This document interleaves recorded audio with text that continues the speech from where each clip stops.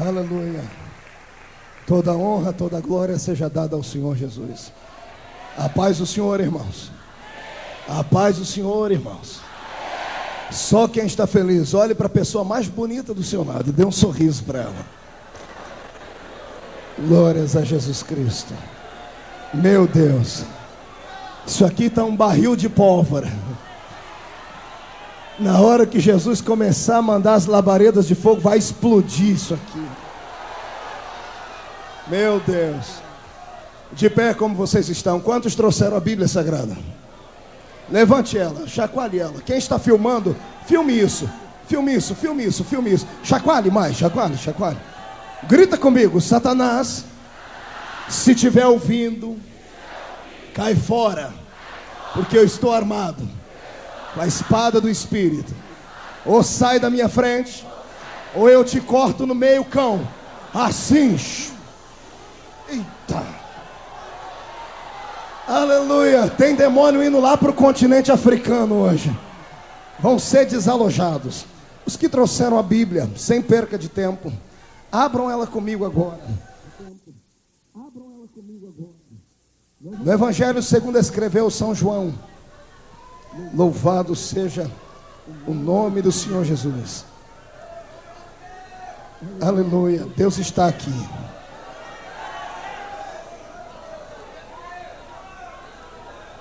João capítulo de número 3.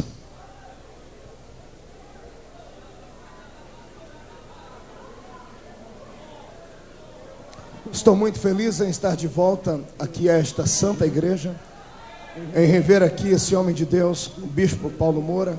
O Senhor te abençoe, te faça prosperar na terra mais ainda. Ver esse conjunto animado que está em cima, já vi alguns dançarem ali. Hoje eu quero ver vocês plantar bananeira em cima desse negócio. Está aqui com o pastor Nicodemos, foi quem fez a ponte para estarmos aqui de novo. Pastor Reginaldo, sempre bonito, né? Pastor Reginaldo está com a roupa ali, irmão, que nem Salomão, não, vamos deixar Salomão de lado, nem o lírio dos vales se vestiu como ele. Está bonito ou não está, irmãos? Coisa de crente, né?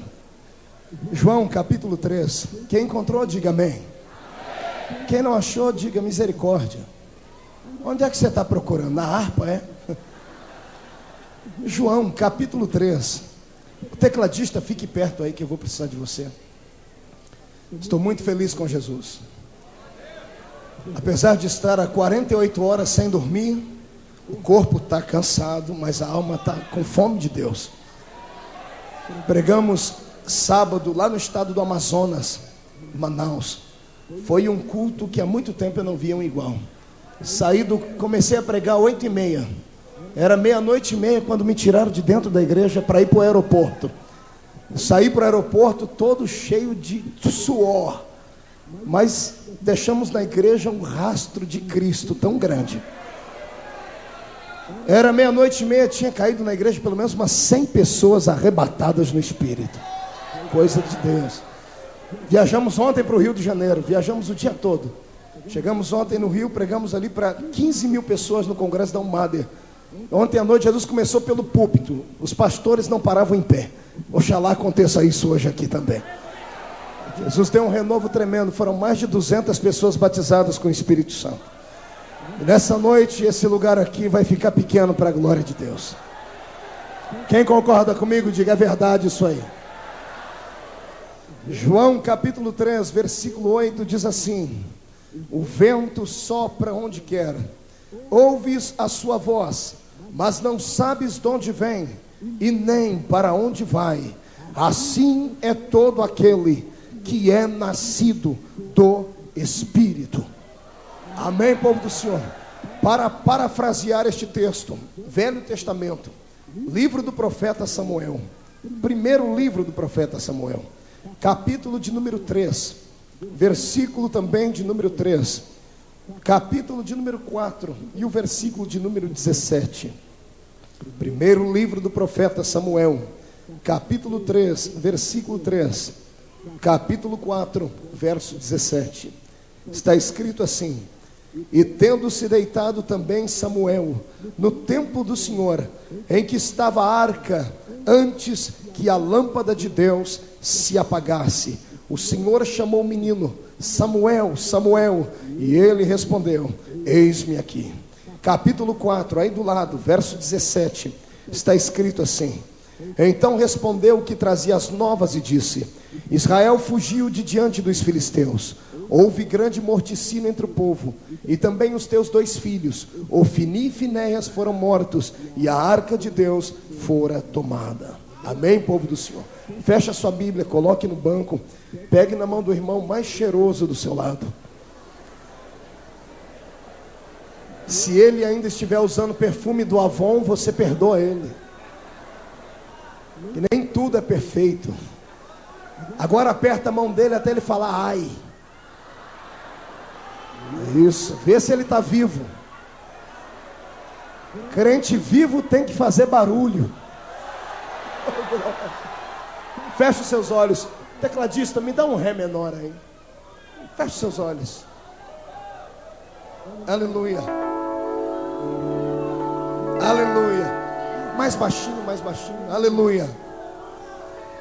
Aleluia. Eu te glorifico, Jesus. Eu te glorifico porque o Senhor tem sido Deus desta igreja. Te glorifico porque o Senhor trouxe o seu povo para ouvir a sua voz nesta noite. Te glorifico por o Senhor ter me escolhido como seu instrumento uma vez mais.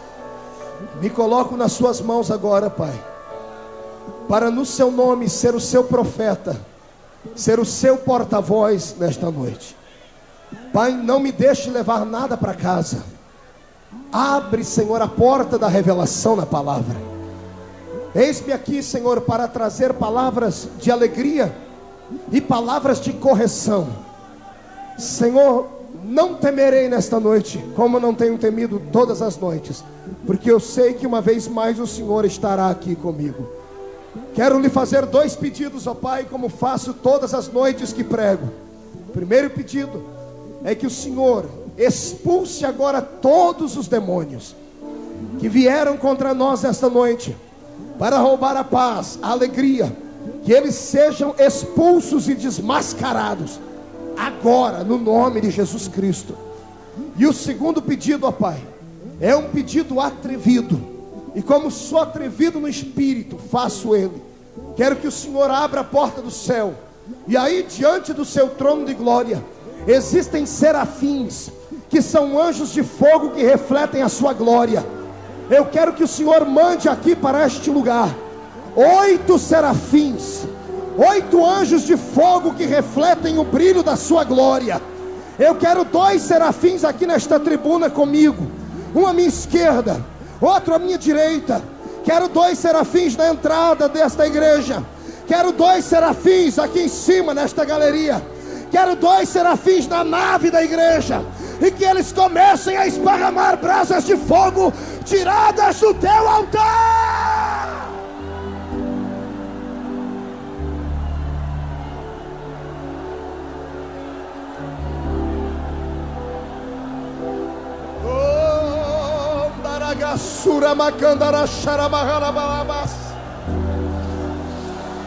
Senhor, pode começar a operar, Senhor. Pode começar a operar.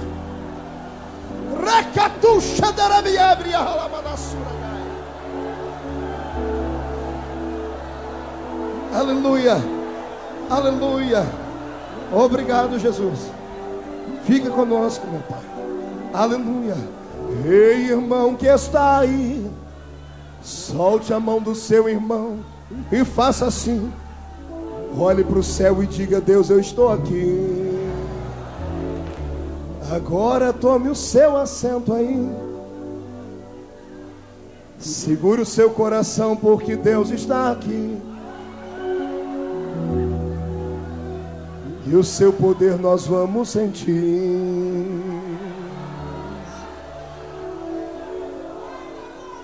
Aleluia.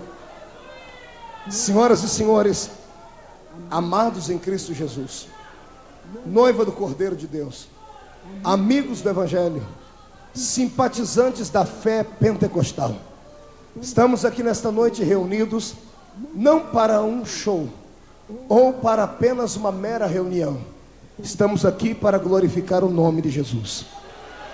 Todo e qualquer pensamento neste lugar, nesta noite, tem que ser voltado para Cristo.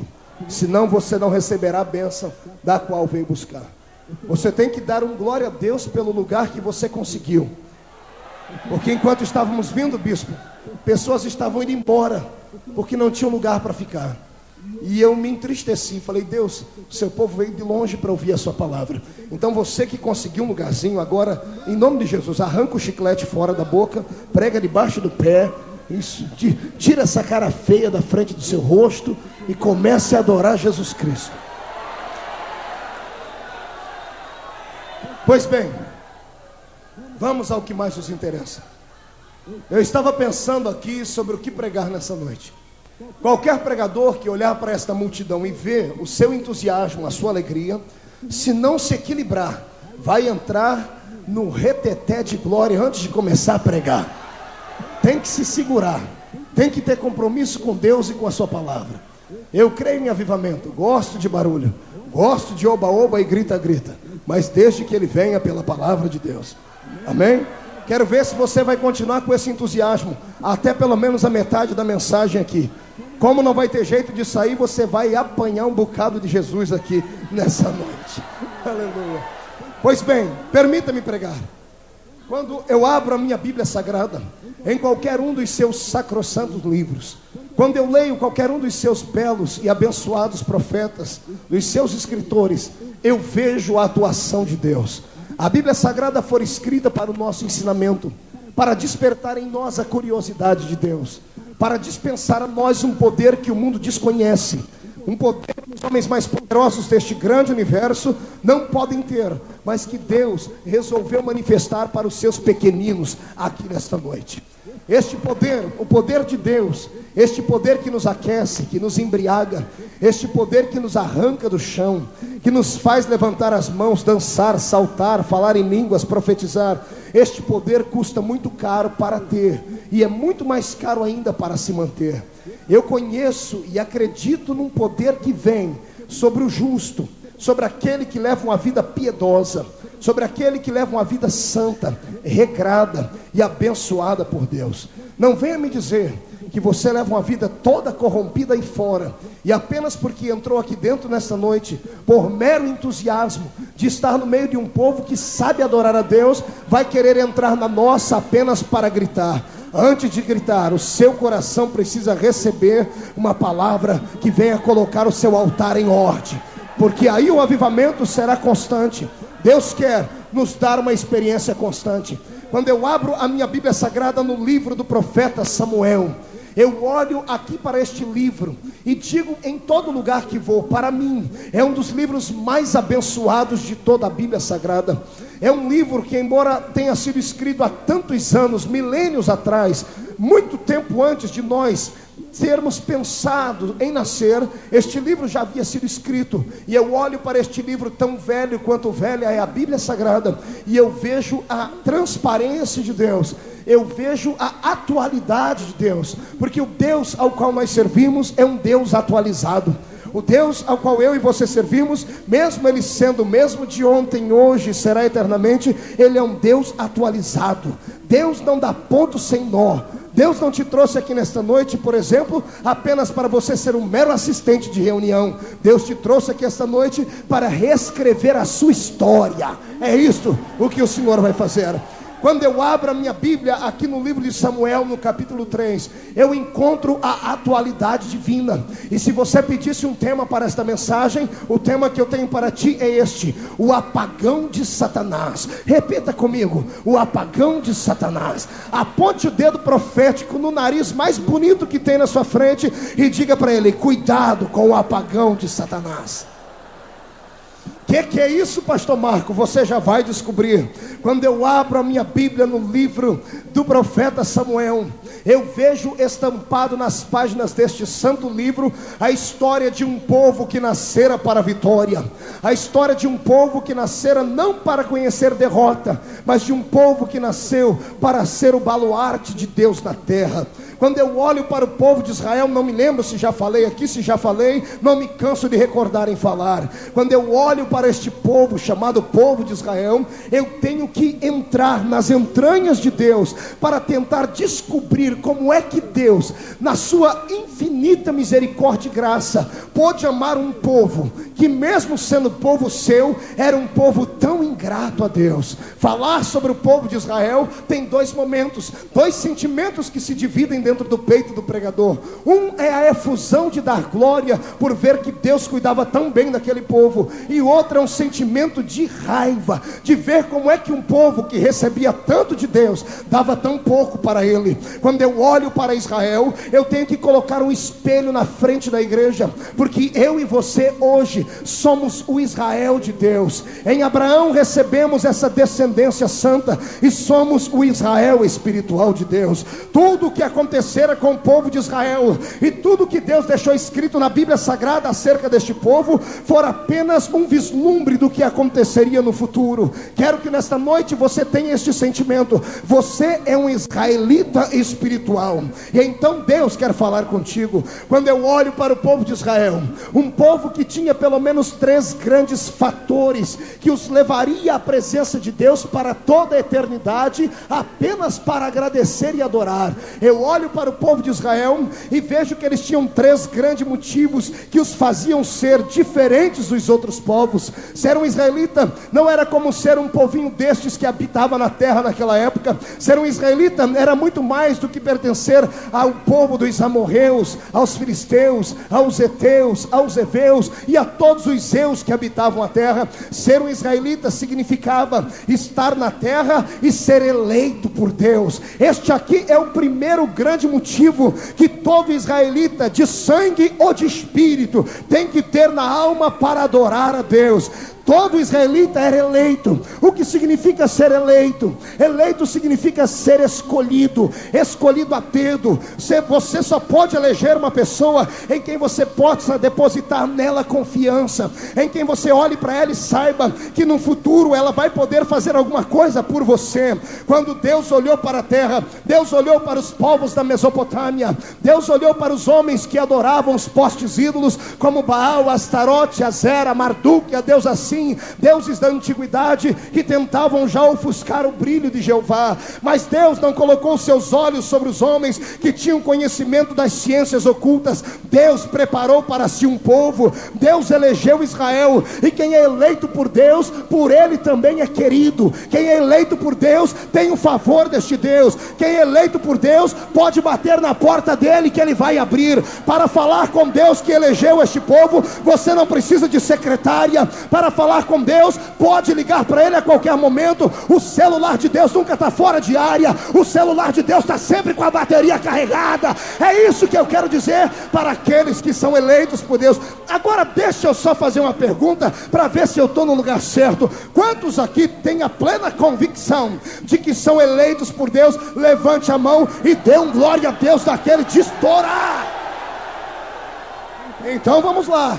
Além de serem um povo que eram eleitos por Deus, eles tinham uma segunda marca que deixaria eles sendo um povo feliz, abençoado na terra. Além de serem eleitos por Deus, eles habitavam na terra que manava leite e mel. Amados, habitar na terra que mana leite e mel não é para qualquer um, é apenas para quem é eleito por Deus. Habitar na terra que mana leite e mel significa que onde quer que você esteja, onde quer que esteja aquele que foi eleito, nada vai lhe faltar. Habitar na terra que mana leite e mel significa que pode haver fome na esquerda e na direita, mas onde você está, ainda que não tenha nada para comer, lá do céu virá um urubu para colocar comida na sua mesa, ou um anjo para trazer água fresca para dar para você beber. Habitar na terra que mana leite e mel significa habitar no lugar mais seguro do mundo. Você sabe qual é o lugar mais seguro do mundo? Até alguns meses atrás, até o mês de setembro, até o dia 10 de setembro do ano aquilo que se passou.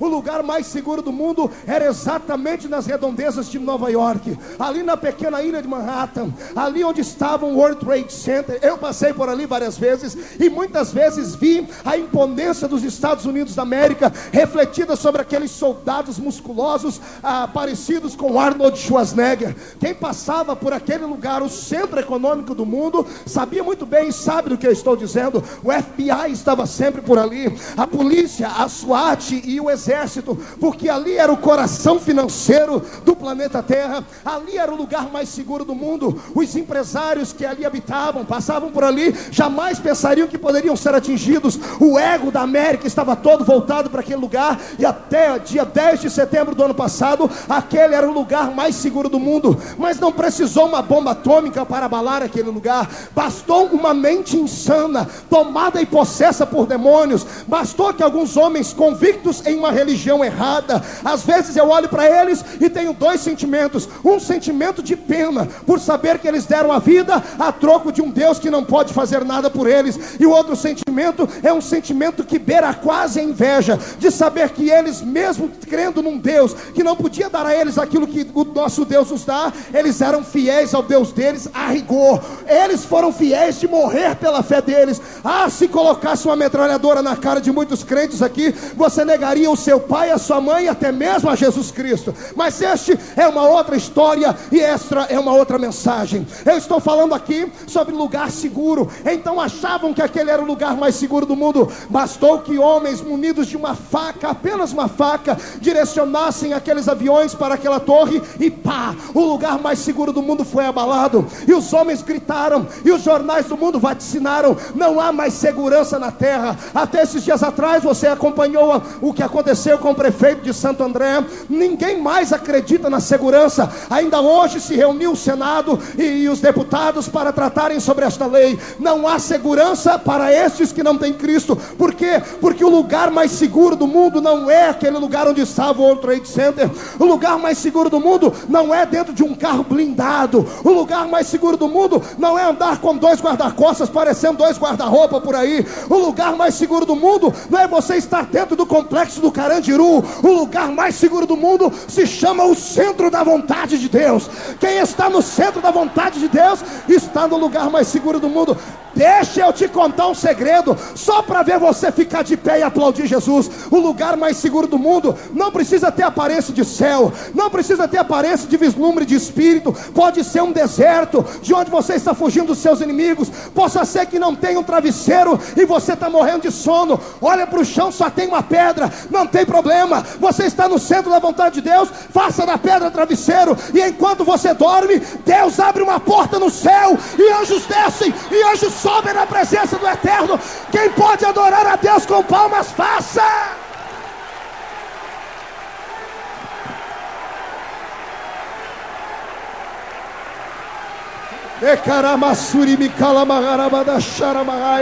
Isso, olhe para o irmão do seu lado e pergunta para ele: você está no centro da vontade de Deus? Você habita na terra que mana leite e mel? Então deixa esse olho seco lacrimejar, faz essa boca travada glorificar, e tira esse pé do chão para adorar. Aleluia. Pode tomar o seu assento. Deixe-me continuar aqui os meus raciocínios. Quem habita, quem está na presença de Deus, como estava Israel, não tinha motivos para ficar entristecido, não tinha motivos para carregar rancor, mágoa, não tinha motivos para carregar o sentimento mesquinho do egoísmo dentro do peito. Não, porque além deles serem eleitos, além de habitarem na terra que manava leite e mel, este mesmo povo de Israel, eles tinham a maior de todas as pedras preciosas que um homem pode carregar. Eles adoravam a único Deus, aquele que fez os céus e a terra, enquanto os filisteus se curvavam diante do Deus Dagon, que era metade peixe, metade homem, tipo a Iemanjá que você viu pelas novelas da 8 há algum tempo atrás aí. Enquanto outros deuses se curvavam diante do Deus Moloque, cuja barriga era aberta e era um forno para sacrificar crianças, enquanto outros adoravam a deusa Íris, que olhava para o sol e dizia ter o poder dele, enquanto outros se curvavam diante de deuses que que tinham olhos e não viam, boca e não falava, ouvidos e não ouviam, pés e não caminhava, lá estava Israel, diante de um Deus que eles não podiam ver, mas podiam sentir, diante de um Deus que eles não podiam tocar, mas podiam ser por Ele tocado. Assim é o Deus daqueles que acreditam nele. Quantos aqui acreditam neste Deus e o servem? Então escute-me. É lindo falar sobre essas grandes maravilhas.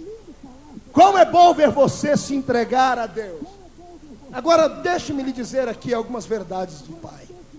Quando eu olho para este Israel, que tinham toda esta glória, que te fez navegar, que te fez viajar, eu olho para os olhos deles, eu olho para a atitude deles, e fico imaginando lá no céu, como é que Deus ficava quando olhava para eles. Era um povo mesquinho, era um povo que carregava a marca do pior pecado que o ser humano pode ter. Sabe qual é o pior pecado que o ser humano pode ter? Não é o adultério. Tem coisa pior do que o adultério. O pior pecado que o ser humano pode cometer é o pecado da ingratidão. Ingratidão. Sabe o que é isso?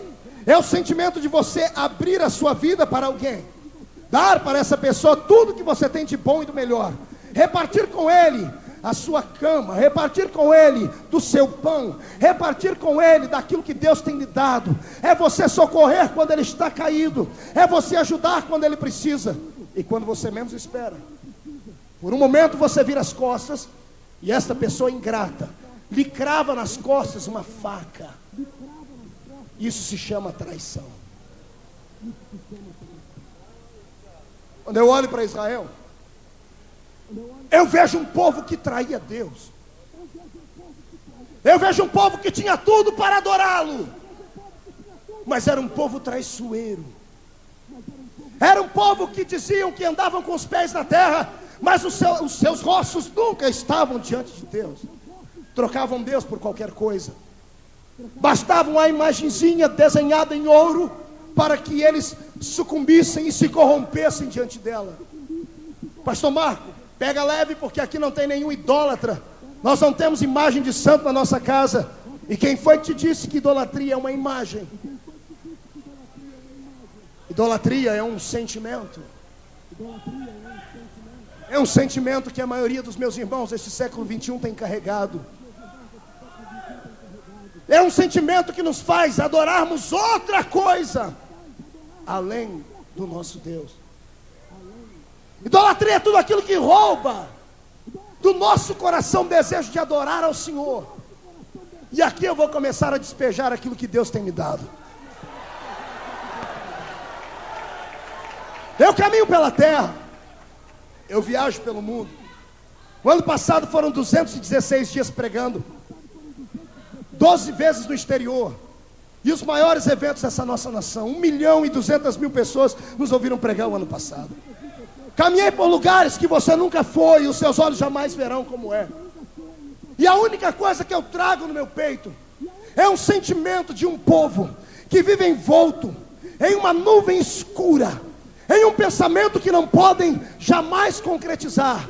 Pregamos pelo mundo inteiro e por este nosso país, entronizamos Jesus e dizemos: o Senhor é o Senhor da nossa nação.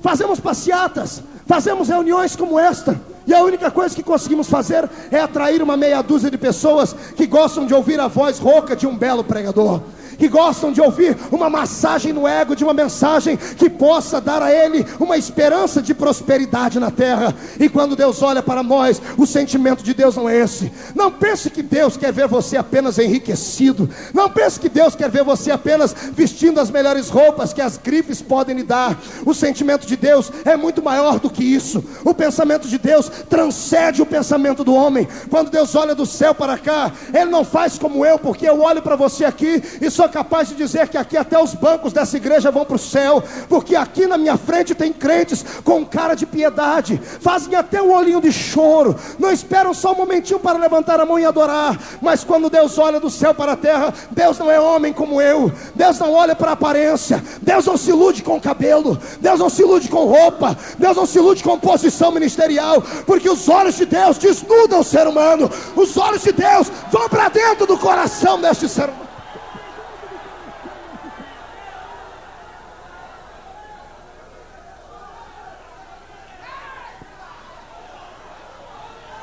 Quero que eu te diga o que é que Deus vê nesta hora final. Eu estou pregando aqui para a igreja de Cristo, não para uma denominação, para a igreja de Cristo. Sabe o que eu vejo? Eu vejo Deus olhando para Israel. E tudo que Deus viu naquela época, Deus volta a ver nesta época em que estamos vivendo. Os olhos de Deus, antes de estarem sobre o seu povo, estavam sobre o altar de Israel. Os olhos de Deus estavam sobre o líder espiritual daquela nação. Se chamava Eli, sacerdote Eli. Quando Deus olhava para Eli, o coração de Deus tremia, porque Eli havia se corrompido. Eli havia se entregue à velhice. Eli havia se entregue à gaguice da sua idade. Durante os seus anos de vida, ele esqueceu de adorar a Deus como Deus deveria ser adorado. Ele transferiu o seu ministério de vocação para profissão. Escute aí o que eu vou dizer. Ele transferiu a vocação divina que Deus havia lhe dado para uma profissão mesquinha.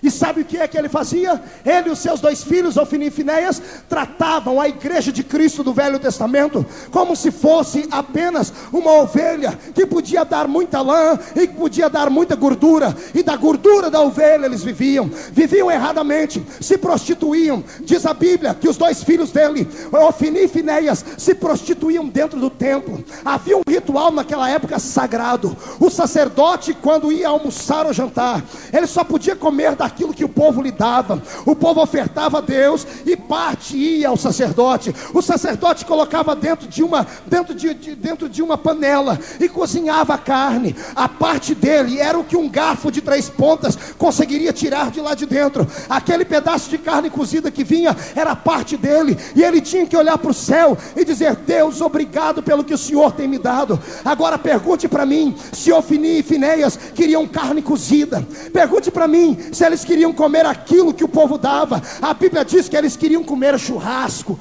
A Bíblia diz que eles queriam comer o melhor da comida. E olhe lá se eles não comessem carne que não era para os sacerdotes comerem. Eles pertenciam àquela religião que você conhece muito bem, aquela do não tem nada a ver. Você conhece esse tipo de religião? É aquela que não tem nada a ver. É aquela que olha para você e diz: venha como você está, fica como veio, e eu acrescento como profeta, depois vamos ver como é que vai ficar. É uma religião apenas de aparência, uma religião de engodo, uma religião que te dá uma mensagem prostituída, uma mensagem adulterada, um evangelho vazio, um evangelho que te leva às emoções, mas nunca te fará entrar no reino de Deus, porque Deus está olhando para nós aqui, e o que Deus quer é uma atitude de santidade. Deus quer um povo que conheça, respeite e ame essa santidade. E se tem esse tipo de povo aqui, comece a adorar a Deus e comece a glorificar a Deus. E se você está aqui e não concorda com isso, eu estou pouco ligando para você, amado. Eu estou pouco ligando para essa tua cara feia, parecendo que comeu giló sem sal na hora da janta. Pastor Marco, pega leve, que eu vou sair daqui, vou para outra igreja ali. Vai agora, vai, infeliz, vai que dá tempo de pegar o culto lá ainda, porque se ficar aqui vai ouvir mais, vai ouvir mais.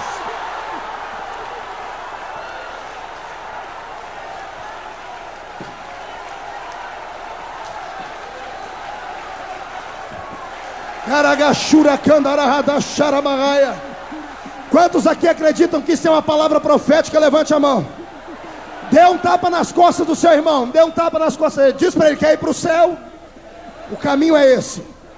Agora, se você não quer aceitar esse caminho, você também vai para o céu, mas é o céu da boca da onça. Não estamos em tempo de brincadeira mais. Quando eu olho para a igreja do Bispo Paulo Moura e para outras igrejas que eu conheço, eu louvo a Deus. Sabe por quê? Porque Deus não tem monopólio de povo. Eu conheço uma meia dúzia de homens aí que acham que são donos desse país, são donos de púlpito. Eu escrevi um livrinho, está lá fora, Assassinos de Profeta, um desabafo. Eu prego há 5 anos e meio só. Jesus me tirou lá de cima de um boi, lá na minha terrinha, no meio da terra, da roça, da Vila Tatu, e me deu os principais púlpitos dessa nação para pregar. Eu não devo nada a ninguém a não ser a Deus, Por isso eu não tenho medo de falar coisas assim. Eu sei que muitas pessoas dizem: Marco, vão te fechar a porta, Marco, vão queimar você. Eu fui para o monte orar esses dias e disse: Deus, estão me dizendo que vão me queimar. Deus falou comigo, eu ouvi a voz, fez tremer as árvores. Deus disse para mim: o homem não pode te queimar, o diabo não pode te queimar, só eu posso te queimar, e eu te queimo com a minha glória.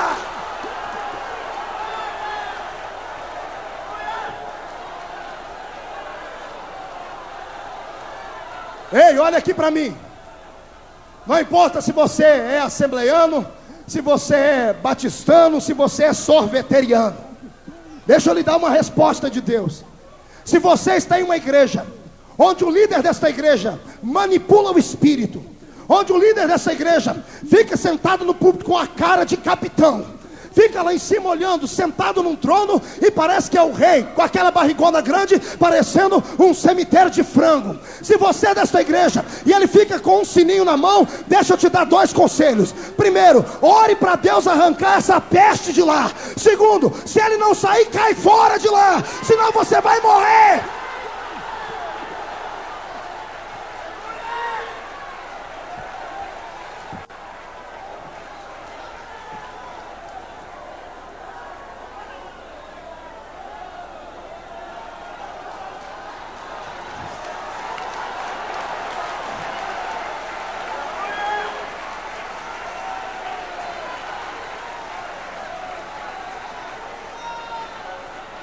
Sabe por que eu digo isso aqui? Sou assembleiano roxo. Já fui do pé roxo, agora só sou roxo. Tem uma diferença grande. E quando eu venho para cá, eu vejo que aqui tem muitos irmãos da minha igreja. Sabe o que eu vi esses dias andando pela rua aí, bispo? Me entristeceu. Irmãos dizendo: eu vou lá toda segunda-feira no bispo, porque na minha igreja não tem mais isso. Tem aqui nessa noite profetas calados. É verdade. Pessoas com marcas na alma. É verdade. São instrumentos de Deus, mas tiveram a boca tapada por um profeta deste miserável, que só porque foi investido de uma autoridade humana, acha que pode fazer qualquer coisa, mas é frio, vazio, é oco. Abre a boca para falar, dá sono nos crentes. Quando vai estender a mão, o diabo não tem medo dele. Pelo contrário, a família está desgraçadamente perdida. Aí chega na noiva de Cristo, levanta um cajado, do qual não tem autoridade para ministrar, espanca, machuca. Eu gosto de ouvir uma repreensão como esta. É uma repreensão que você sente a dor, mas na sequência sente a unção de Deus, porque ela cura, porque vem do Pai. Deixa eu dizer uma coisa para você. Olha o que Deus está me revelando aqui agora. O Senhor manda dizer que hoje Ele vai levantar profetas aqui. Escute. Isso é profético. Pessoas aqui vão voltar para o seu reduto amanhã e vão começar a orar por um avivamento lá. Deus vai deslocar, Deus vai tirar homens do seu lugar, porque está na hora da minha geração se levantar, dessa geração viva, cheia de Deus, que acredita em milagres e que acredita que quem manda na igreja ainda é o Senhor. Cadê você?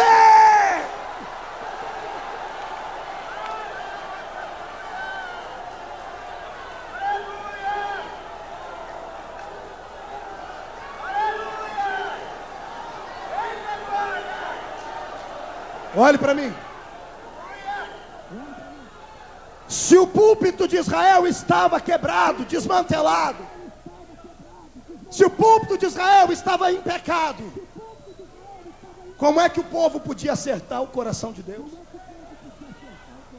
O povo é liderado, o povo é a menina dos olhos de Deus. Eu tenho um respeito muito grande pela igreja de Cristo.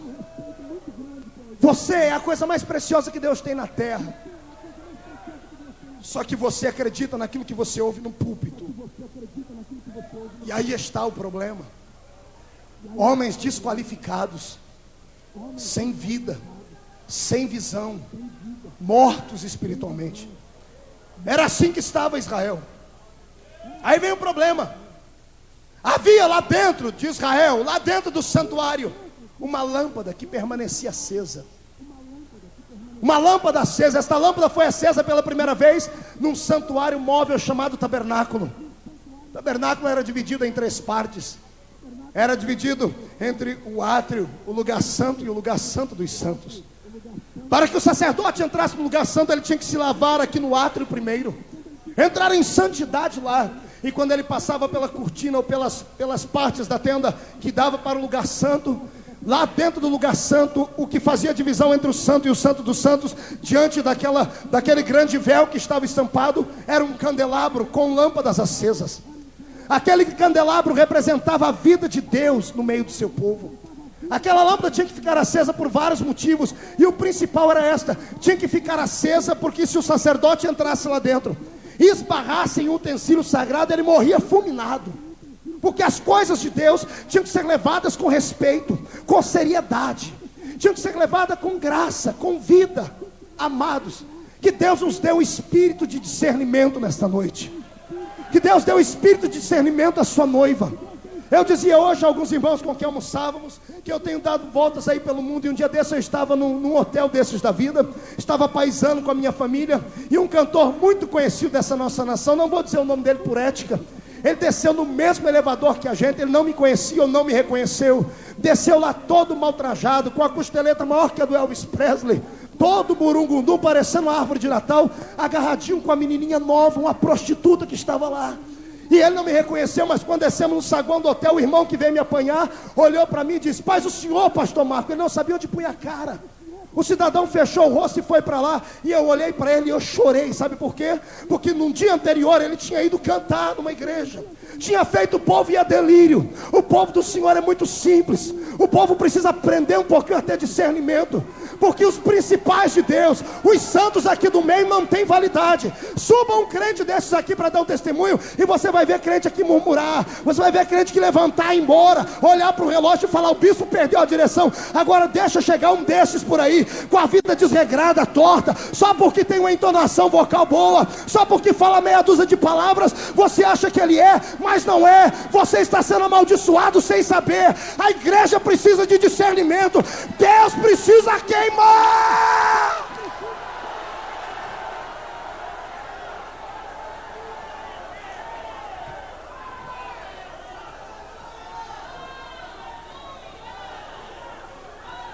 Não estou falando isso para te escandalizar, nem para te colocar contra essas pessoas.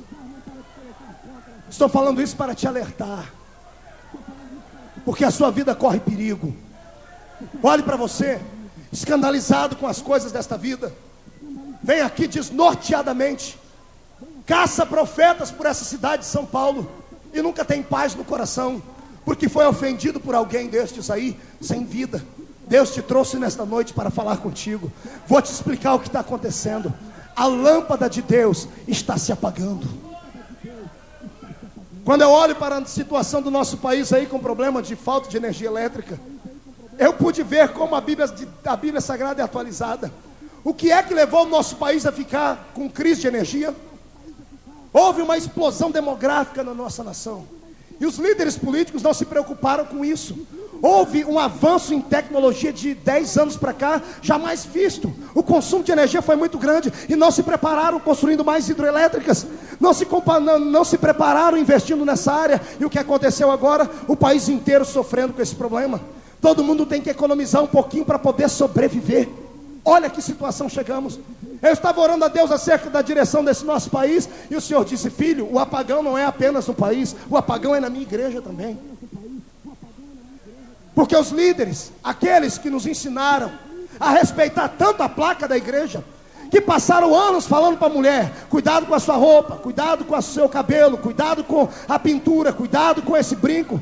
Uma religião machista, que para a mulher tem 1001 coisas erradas, e para o homem só 2 coisinhas. Basta ser, não precisa ser conhecedor de teologia para entender isso. Basta você ter senso, bom senso, e ver passar a vida inteira fazendo em volta do crente uma carcaça, uma muralha para que Satanás não tocasse. Aí nós temos na igreja de hoje o que? Muitos santos. Olha para a pessoa do seu lado e você vai ver aí, bem vestida, trajada, coque na cabeça, sem nenhuma pintura no rosto, mas o coração fechado. Olha para ela, quando sair daqui, você vai ver que a língua dela é maior que o cabelo e que a saia junta. Sabe por quê? Porque não tem vida em si mesmo.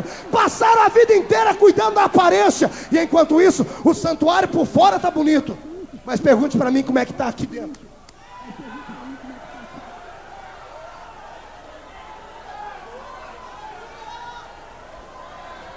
Existem duas igrejas, e aprenda isso nessa noite. Existe uma igreja que eu a chamo de igreja em pessoa, uma igreja como organismo, e existe a igreja como organização. Levante o dedo para o céu. O irmão da esquerda diga: igreja como organização é uma coisa, para o outro, igreja como organismo é outra. Quer saber a diferença? A igreja como organização vai muito bem, obrigado, nesse país. Temos representantes no governo, temos representantes no Senado. A igreja como organização vai bem, temos CGC, temos grandes templos, mega igrejas. Temos no Brasil o maior templo da América Latina, das Assembleias de Deus, lá no Mato Grosso, onde eu estive pregando. Na igreja como organização vai muito bem. Nós temos uma igreja com tudo organizadinho. Nós temos a tesouraria, temos a secretaria, temos banda, temos música, temos programa na televisão agora, temos programa de rádio. A igreja como organização vai muito bem. Os cofres dela, algumas estão cheios, outros não estão, mas os templos estão lotados. A igreja como organização está fazendo o seu papel, está trazendo as pessoas para dentro da igreja. Parabéns para a igreja como organização, mas nota 0 para a igreja como organismo. Sabe o que é a igreja como organismo? É você, sou eu. Cuidamos tanto da aparência da nossa igreja, esquecemos de cuidar dos pequeninos de Deus que estão aqui. Ovelhas sem pastores, crentes consultando até cartomante, crentes parecendo feiticeiros. Por quê? Ovelhas perdidas porque não tem pastor. A igreja como organismo está péssima, está doente, está anêmica. Precisa trazer um agitador de águas de fora para encher o templo. E o povo vai porque está sedento. A igreja como organismo está indo de mal a pior. Estamos perdendo para padres, estamos perdendo para o espiritismo. Não, pastor Marco, essa nação é do Senhor Jesus. Uma vírgula. Essa nação é da apodrecida, é da senhora deles, um ídolo que ninguém mais tem coragem de debater. Não tem um pastor com coragem de pregar contra idolatria na televisão. Temos um monte de programa aí, mas as mensagens são: venha, Jesus vai lhe dar uma empresa nova, venha, Jesus vai restaurar o seu casamento. Quero ver quem vai lá na televisão e dizer: esse ídolo é uma desgraça, é demônio e não pode levar ninguém para o céu.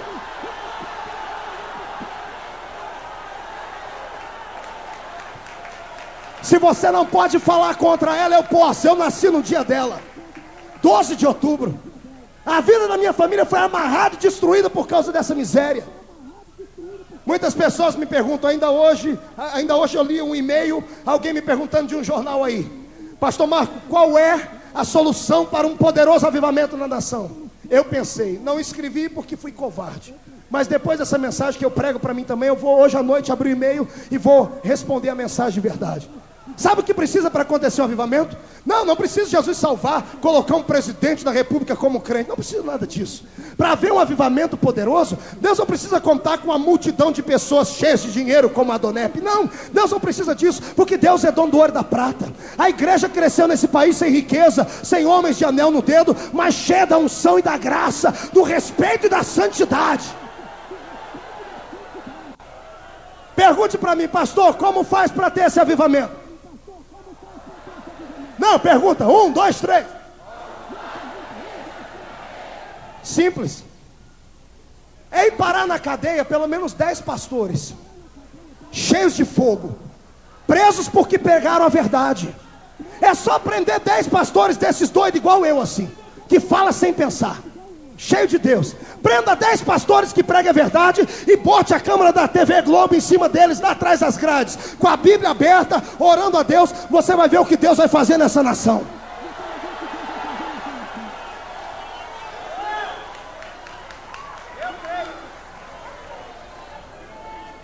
Mas não pode ser frouxo, não. Tem que ser cabra corajoso. Tem que ser cabra que tenha coragem de dar a vida por amor a Deus.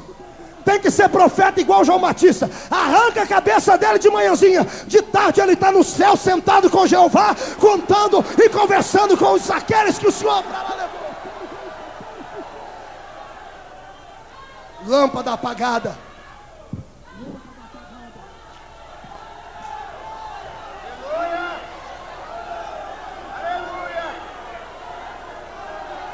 Olha para mim. De canto de olho esquerdo, olha para o irmão que está do seu lado. Sonda ele. O que está à sua direita agora. Olha para mim, como é que ele está? Vê a pulsação dele, como é que está.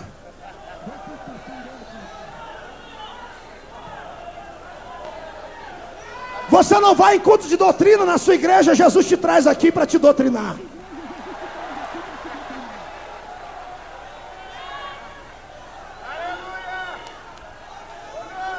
Não adianta falar que é pentecostal puro, é fogo puro. Mas quando ouve uma palavra como essa, treme aí nas bases e tem vontade de sair correndo, tem vergonha de ser crente. Não, Deus não quer você assim. A sua lâmpada está apagada. Olha para você, frio, morto, parece uma estátua de museu. Olho seco igual o olho de coruja. Olha aí, olha para você, não tem vida mais em você mesmo. Já profetizou, já fez de tudo. Agora não consegue nem levantar a mão mais. Está parecendo um velho de 250 anos. Mas a alma está cheia está impregnada de religião. Está cheio de religião aqui, mas não tem nada de Deus aqui mais. Morreu, esqueceu de deitar. Deus essa noite manda dizer para você: se a sua lâmpada não voltar a acender, você mesmo, dentro da igreja, vai parar dentro do inferno de cabeça para baixo. E não vai ter ninguém que possa te salvar. Pastor, por que o senhor está agressivo desse jeito? Porque eu estou com raiva do diabo. Bispo, eu preguei no mês de outubro nos Estados Unidos, em uma cidade. E Deus me deu a graça de ir à cidade de Worcester. Escreve-se Worcester. É a cidade que gerou para o mundo o maior evangelista que o mundo já teve, Dwight Moody. Eu estava lá na cidade dele, dando uma volta de carro a cada 100 metros uma igreja. Nós contamos em menos de meia hora mais de 100 igrejas. Eu levantei minha mão para fora do carro e dei um glória. Falei: Deus seja louvado. Olhei para o meu pastor que estava dirigindo o carro, eu sorrindo e ele chorando. Eu disse: por que tu está chorando, irmão? Só não se alegra em ver tanta coisa assim. Ele disse: Marco, você está vendo? Só a igreja como organização. Amanhã é domingo, maior culto da igreja americana. Nós vamos acordar de manhã. Eu vou te levar nessas mesmas igrejas para você ver a igreja como organismo. Amados, a minha alma tremeu. Chegar em igrejas maiores do que essa e entrar dentro da igreja e contar 10 pessoas sentadas no banco, no maior culto deles, culto de ceia.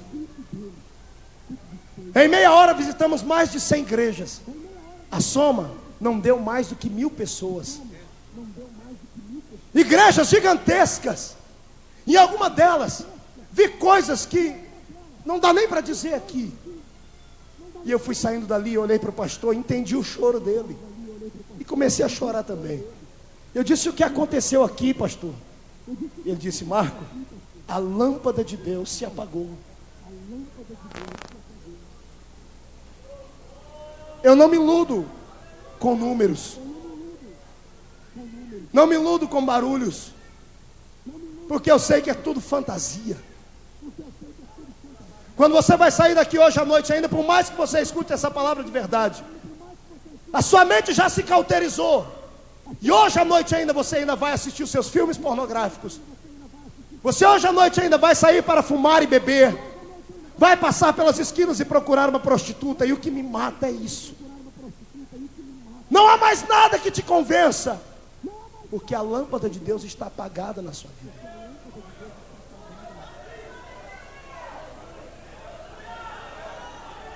Há um Deus no céu olhando para nós essa noite aqui.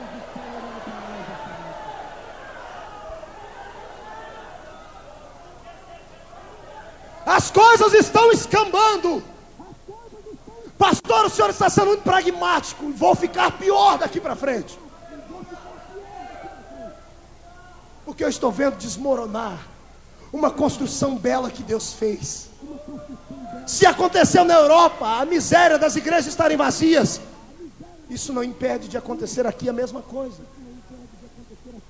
Quer começar a chorar agora? Feche seus olhos por um momento. Todos, feche os olhos. Tecladista, me dê um solo aí, bem cheio de graça. Quer ver o que vai acontecer aqui? Eu quero que você se lembre do último culto que você participou na sua igreja. Ontem, domingo. Lembra do culto? Lembra do pastor pregando? Lembra da irmã do seu lado, o irmão? Lembra do andamento? De olhos fechados, você consegue voltar dentro da sua igreja agora e olhar para o rosto um de cada um? Lembre agora desta mesma igreja há 10 anos atrás. E lembre dos cultos como eram. Sente uma diferença? Pior, volte hoje e tente ver esta mesma igreja daqui a 10 anos, se Jesus não voltar.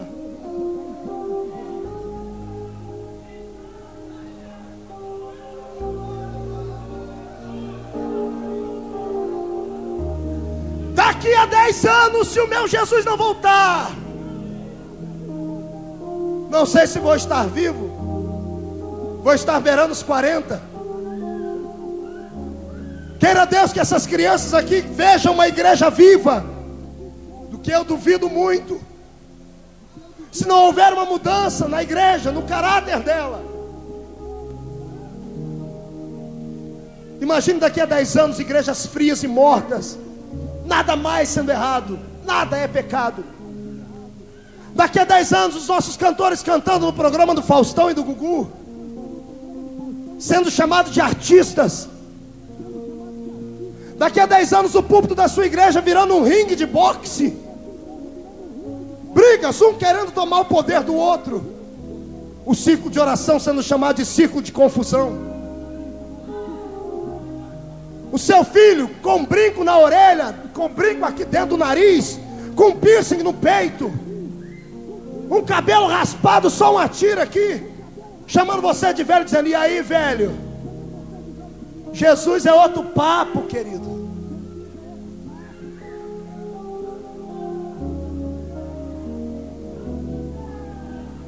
Consegue ver isso?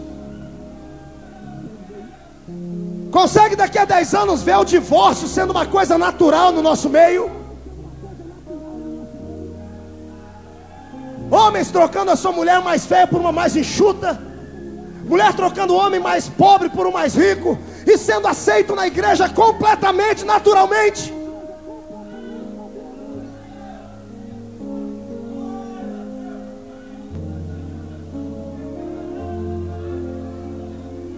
Há um profeta entre vós essa noite. Só tem uma maneira disso não acontecer. É nesta noite aqui você deixar Deus acender uma chama no seu coração. Deus acender um fogo que vai te tirar do chão. Você fazer um pacto de santidade com Deus.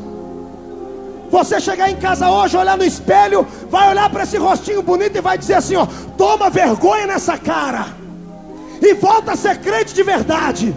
Volta a respeitar o seu corpo, volta a respeitar o seu Deus, volta a respeitar a sua fé, e então Deus nos dará uma vitória.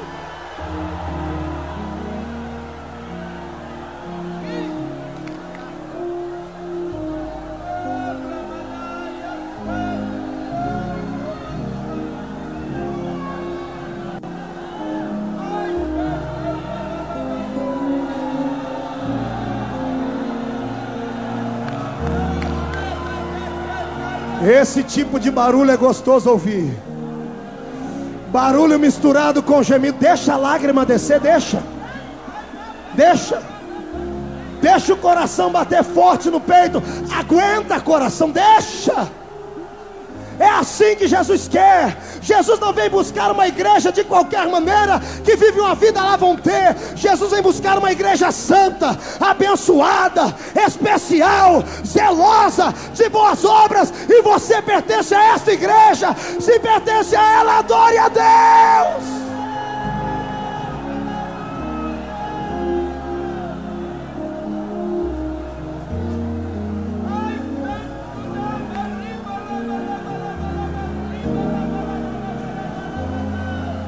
Levante as duas mãos para o céu.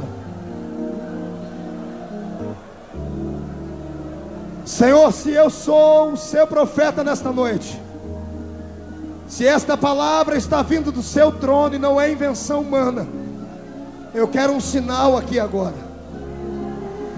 Onde houver uma mão levantada, e o dono desta mão for um crente fiel a ti, que acredita no que eu estou pregando e está concordando, está refazendo a sua vida e os seus pensamentos, coloca na palma desta mão uma brasa de fogo, mas coloca agora!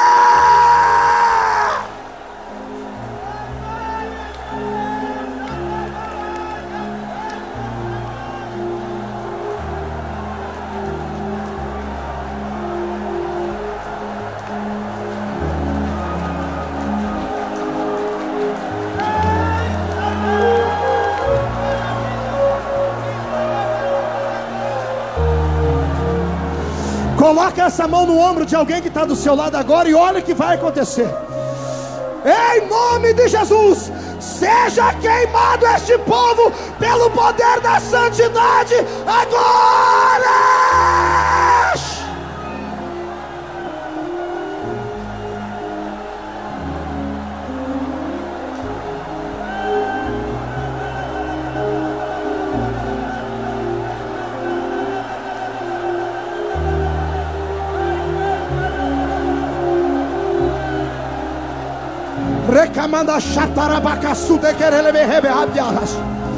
Senhor, onde houver um crente batizado com o Espírito Santo, dá língua estranha para ele agora. Dá língua estranha para ele agora. Ore em línguas, já!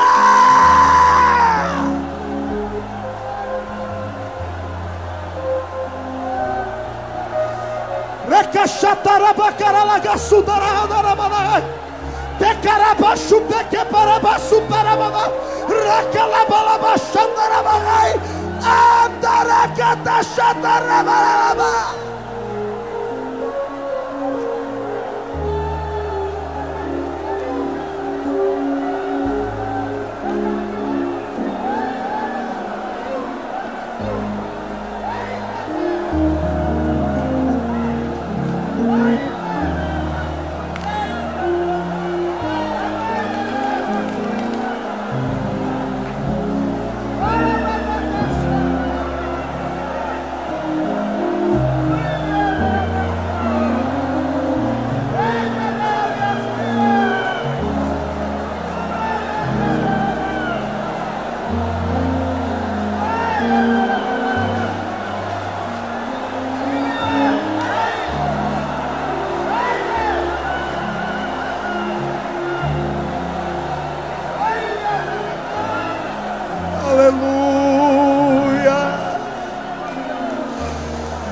Yandaragassura mabas.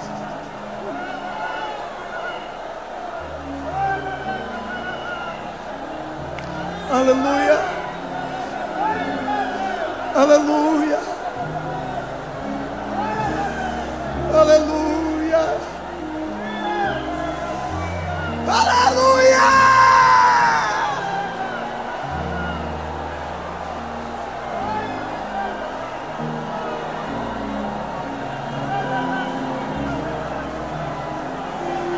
Deus está acendendo a lâmpada. Deus está reacendendo a lâmpada. Aleluia, eu sinto o cheiro de batismo com o Espírito Santo. Meu Deus. Recandaracharabagai. Deus está mandando fogo aqui. Ai, Jesus. Queima. Queima. Queima. Queima. Queima, queima, queima, queima. Senhor, coloca fogo no pé desta igreja. Queima!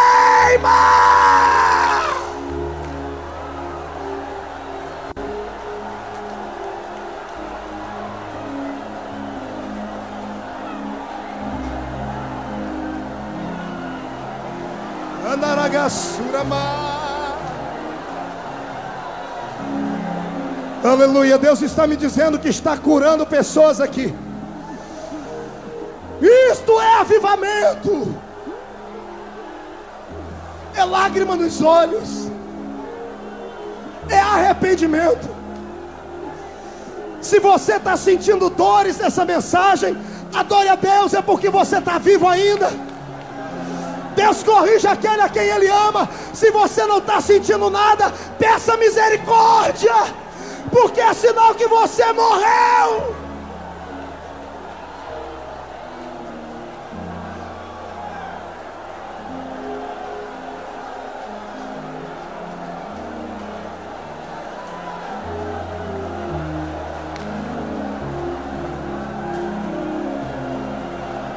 Meu Deus, aleluia. Posso ir até meia-noite?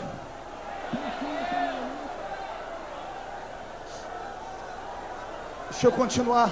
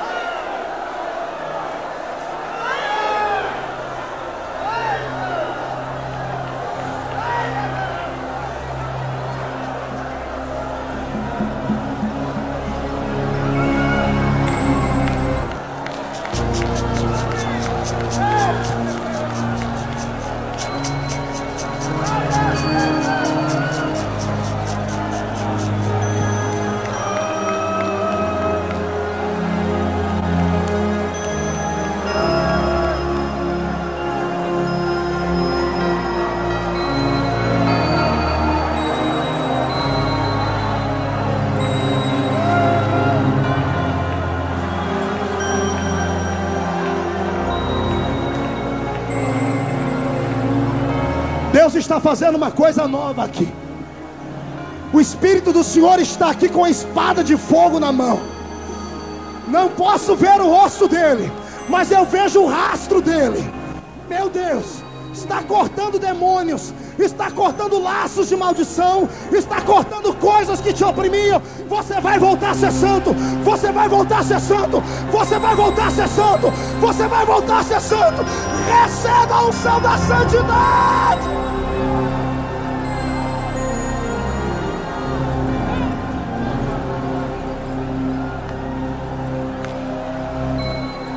Ai, meu Deus.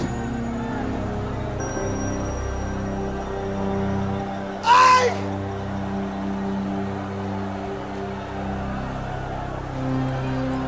Meu Deus. Meu Jesus, levanta a mão para o céu. Levanta a mão esquerda bem alto. Depois eu vou tentar continuar pregando, mas levante a mão esquerda. Há uma unção de santidade aqui. Já viu unção de santidade? Você vai ver agora, depois desta oração, você vai ver irmãos caindo, sentando aí. Você vai ver pessoas se jogando no chão, porque Deus está levantando um exército aqui hoje. Não tem capeta em São Paulo que barre. Levante a mão esquerda. Já está pronto o hino da cantora? Já está pronto? Quando eu contar até 3, filho, depois do 3 você solta o playback dela. Levante a mão esquerda. Diga comigo: Deus, tudo que tem feito a minha lâmpada se apagar, eu coloco na palma da minha mão. Fecha essa mão. Fecha com força. Olha para o irmão do seu lado e diz para ele: dá licença. Aleluia. Não me toque. Aleluia. Fale para ele: não me toque. Não se escandalize comigo, porque o que Deus vai fazer agora aqui é tremendo. A lâmpada vai começar a queimar de novo. Fala para o irmão: eu vou voltar a profetizar. Eu vou voltar a falar em línguas. Eu vou ser um missionário. Eu vou fazer parte deste avalanche de glória. Levanta a mão fechada para o céu. Aleluia. Vou contar até 3 e você vai jogar no chão e pisar em cima. Mas é para pisar com força. Aleluia, aleluia. Jesus vai batizar com o Espírito Santo. Número 5. 2. Ai, Jesus. Eu vejo uma unção de poder com milagres descendo aqui. 2,5. A sua vida não é mais a mesma. 3. Joga no chão. Pisa em cima.